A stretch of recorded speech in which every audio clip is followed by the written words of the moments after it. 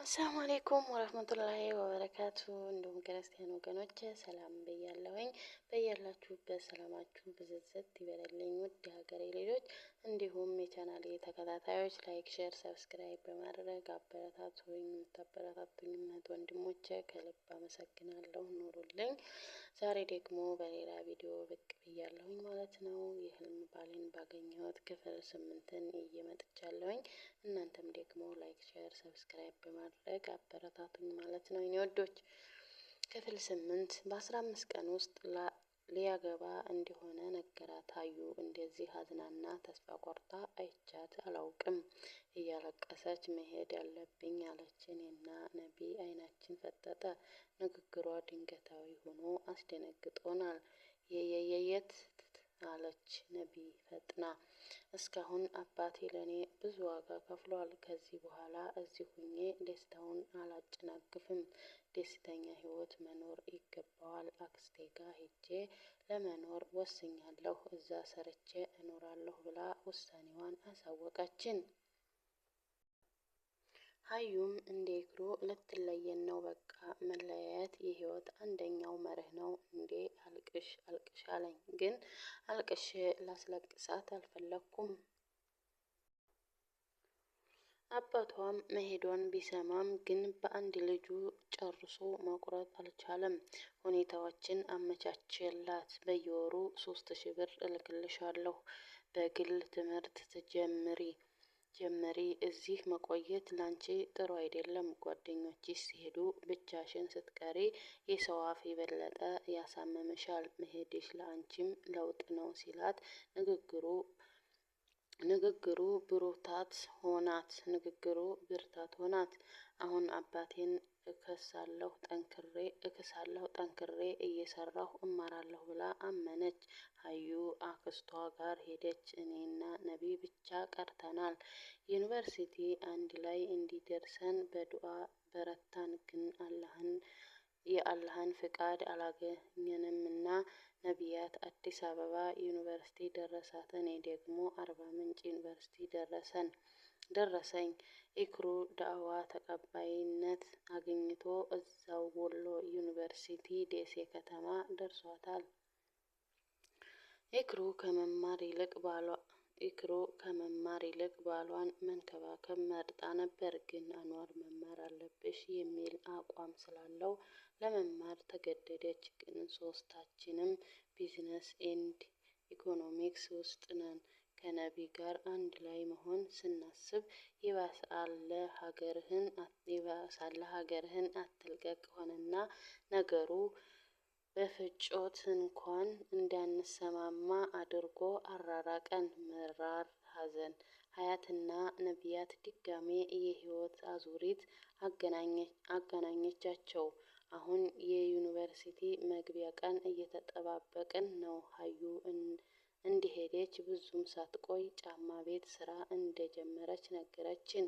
አዲስ አበባ ዩኒቨርሲቲ ጥቅምት 9፣ 10 እንዲገቡ ተነገረ። አርባ ምንጭም ተከትሎ ከ12 እስከ 13 እንዲገቡ ተባለ። አቤት የህይወት ምሬት!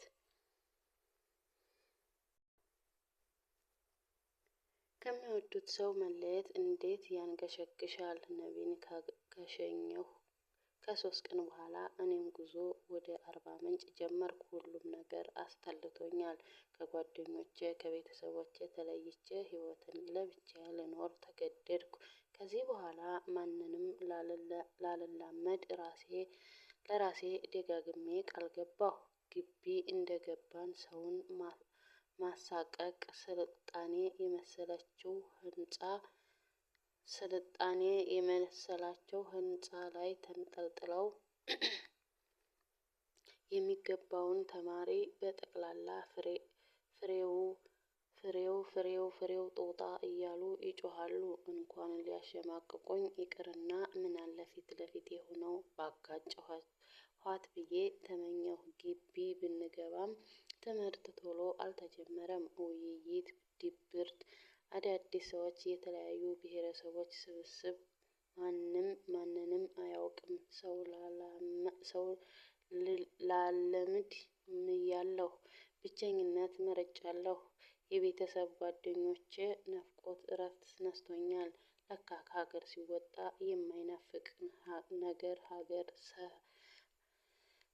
ከሀገር ሲወጣ የማይናፍቅ ነገር ሀገር ሰፈሬ ሳይቀር ናፈቀኝ። ቤተሰብ ሲደውልልኝ እንባዬ ይቀድማል። በዚህም ምክንያት እንዴት ባባ ብለው ብዙ መደወል ትተዋል። እነ ሀዩ ጋር ሁሌ እንገናኛለን። ሁሌም ስንገናኝ ግን አለቅሳለሁ። ኢክሩ ከባሏ ጋር ደስተኛ ነች። ሀዩና ነቢ አንድ ላይ ናቸው። እኔ ግን ብቻዬን ነኝ። ይሄ ደግሞ ሆድ ያስብሰኛል። ደግሞ ሞትም አለኮ ደግሞ ተመልሶ ተገናኘን የማንችልበት። እኛኮ በአካል እንጂ የተለያየ ነው። ልባችን ተሳስሯል። ደግሞ ሁሌ እንገናኛለን። አላህን አመስግኜ ሀቢብቲ ደግመሽ እንዳታለቅሽ አለችኝ።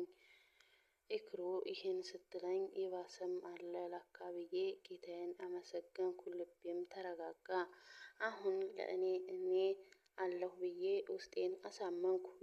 የዶርም ልጆች ጋር መነጋገር ጀመርኩ። የዶርም ልጆች ሁዳ፣ አይሻ፣ አስማረች፣ ነኢማ እና ዩዲት ይባላሉ። ሁዳና አይሻ የአዲስ አበባ ልጆች ናቸው። ሁዳ በጣም ቀብራራና ሰውን የምትንቅ እኔ ብቻ የከተማ ልጅ የምትል ጉረኛ ቢጤ ነች። አስማረች የባህር ዳር ልጅ ነች። ድንጉጥ ነች። በጣም በትንሽ ትልቅ ትሸማቀቃለች። ይሄን ባህሪዋን ያየችው ሁዳ ታዳ መጫወቻ አደረጋታለች። ትቀልድባታለች።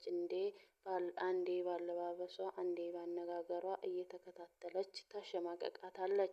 ሁዳ ጀልባቢስት ነች፣ ግን ብዙ የሚያስተቹ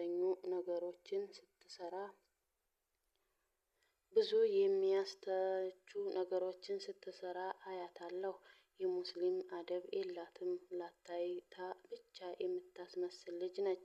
እኔ ደግሞ ኩራተኛና ውሸታም ሰውን በጣም እጠላለሁ። እኔ ጋር አይጥና ድመት ሆን። ከሷ በተቃራኒ ደግሞ አይሻ በጣም ትሁት፣ ሰው አክባሪና ተናናሽ ነች። አይሻም ጅልባቢስት ነች፣ ግን እሷ እንደ ሁዳ አይደለችም። የመልክ ስነ ምግባር ባለቤት ነች። ነኢማ ደግሞ የደሴ ልጅ ነች። ቶሎ ሰው መላመድ አትችልም፣ ወይም ደግሞ አትፈልግም ይሆናል። ብቻ ብዙ ጊዜ ዝምታን ትመርጣለች። የወዲት የሸሬ ልጅ ነች። ተጫዋችና ተግባቢ ነች። አሁን ትምህርት ጀምረናል። የማርኬቲንግ ማኔጅመንት የመጀመሪያ አመት ተማሪ ሁኛለሁ። እንደ በፊቱ መቀለድ ቀርቶ ትኩረቴን ትምህርቴ ላይ አድርጌያለሁ። ሰዓቴን በፕሮግራም ከፋፍዬ መጠቀም ጀምሬያለሁ። እነ ሀዩ ጋር ሁሌም ማታ ማታ በዋትስአፕ እና ቴሌግራም እናወራለን። ለእኛው ብለን የከፈትነው የእስላማዊ ግሩፕ አለን። ሴቶችን ብቻ የምናስተምርበት ማለት ነው። ባልደፈርም የምናውቀውን የምናሳውቅበት ግሩፕ ነው። አስተማሪ ያልናቸውን ጽሁፎች እንለቃለን። ማክሰኞ የፊቅህ ትምህርት በድምጽ በእኔ ይሰጣል። እና የኔ ውዶች ላይክ፣ ሼር፣ ሰብስክራይብ አድርጉ ማለት ነው። ወዳችኋለሁ፣ አከብራችኋለሁኝ። የምታበረታቱኝ እህቶችም ከልብ አመሰግናለሁኝ። እህት ወንድሞችም ከልብ አመሰግናለሁ። ኑሩልኝ፣ ክበሩልኝ። እና የዛሬው ቪዲዮዬን በዚህ አጠናቅቄያለሁኝ። በቀጣይ ቪዲዮ እስከምንገናኝ አሰላሙ አለይኩም ወራህመቱላሂ ወበረካቱ።